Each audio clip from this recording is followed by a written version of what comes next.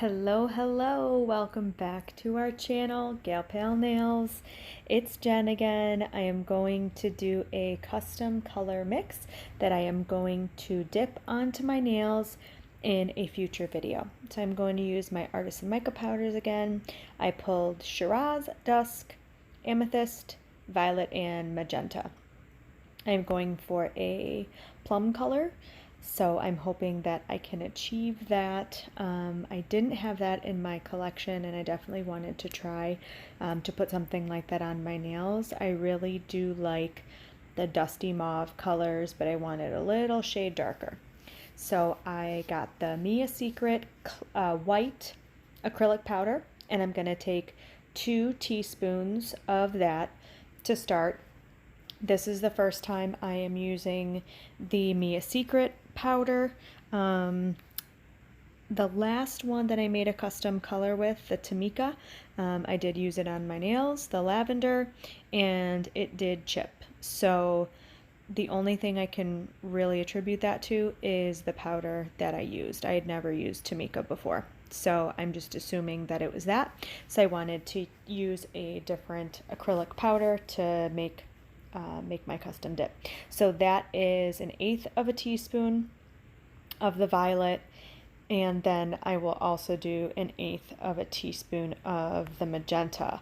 I haven't named this color yet. I asked my husband what he wanted to name it, and he named it Passionate Purple, or something like that. Well, my friend just last week named my other color Passion Pink. So I said, no, you can't name it that. Pick another one. And he's not great at naming stuff, so this remains without a name. So comment down below what we should name it.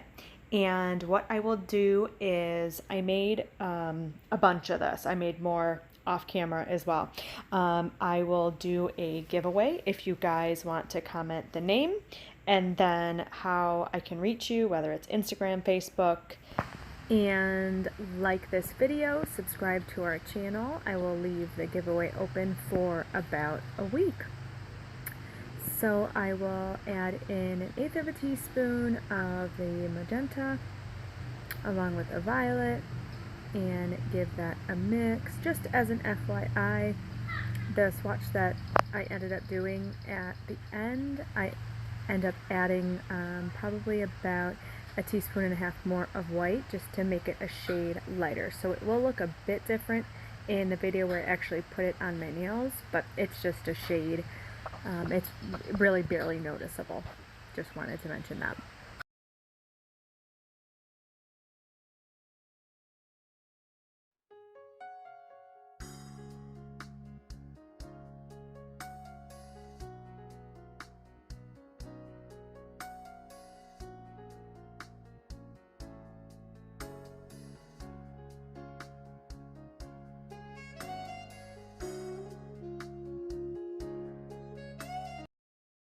And that's too purple. I definitely wanted less lilac. So I am going to go ahead and add more magenta and go from there. And this is just, I've never done this before, so it's really just a guess on kind of what I have to add. I didn't know how it would turn out, so definitely too purple. I will add more magenta here. I want to say I do another 1/8 of a teaspoon or so.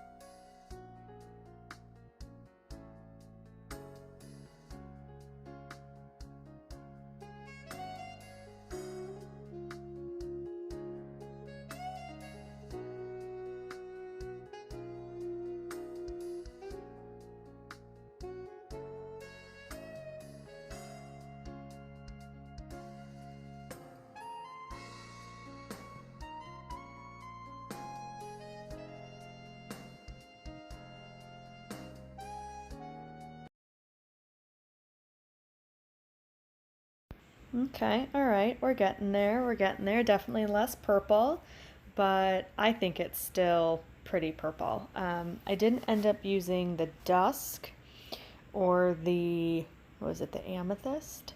Neither of those were gonna make the color what I really, really wanted it to be. So I only ended up using violet, magenta, and that Shiraz. So I think that's the one I add here, I believe. So we'll take a peek. Huh, yes. So that will definitely make it more on the plum side. So I'm going to add that. This is definitely not an eighth of a teaspoon. I didn't add that much. That's just the remainder of the magenta that I had on the teaspoon. So I probably just use a pinch of the Shiraz here.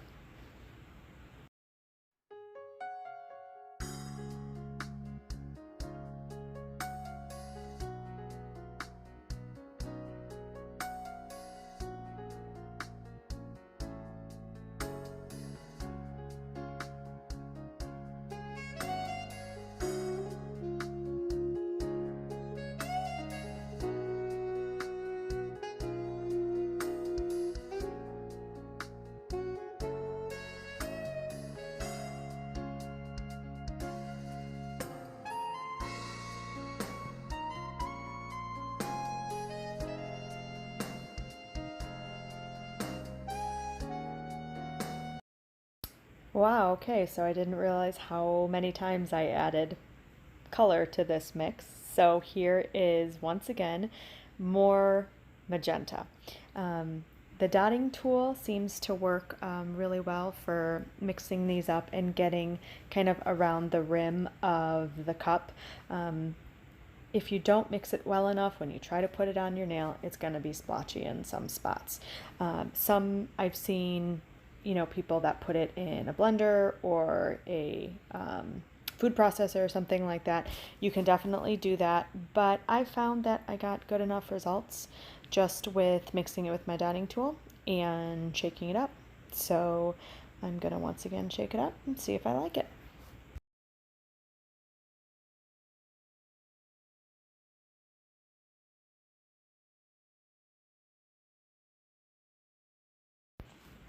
Okay, so I mixed it up and I must have liked it at this point.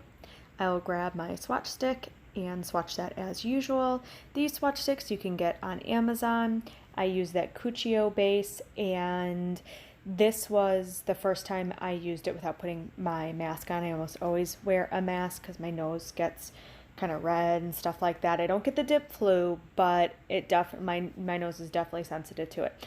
And this Cuccio base definitely has a really strong smell and kind of made me feel a little bit woozy, and my chest hurt a little bit. So it is a stronger dip base for sure. So you're going to want to wear your mask. If you do get the dip flu, watch out for that Cuccio. You are definitely going to want to wear a mask or N95 or whatever you've got at home. I will do my second layer. That is such a pretty color. It's like a nice mauvey kind of purple. I just love it. It looks so nice.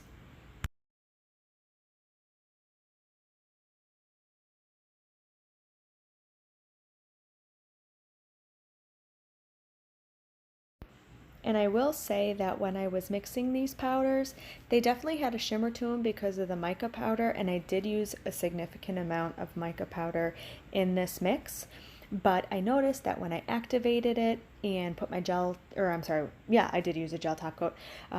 I noticed that it didn't really have much of a shimmer. So I think that's a positive where you are not getting too shimmery of a color. If you really like flat colors, the mica will still provide that. If you want to add your own shimmer, add your own glitter, you definitely can. And that will give you that without the mica powder giving that. So I would say that's a plus.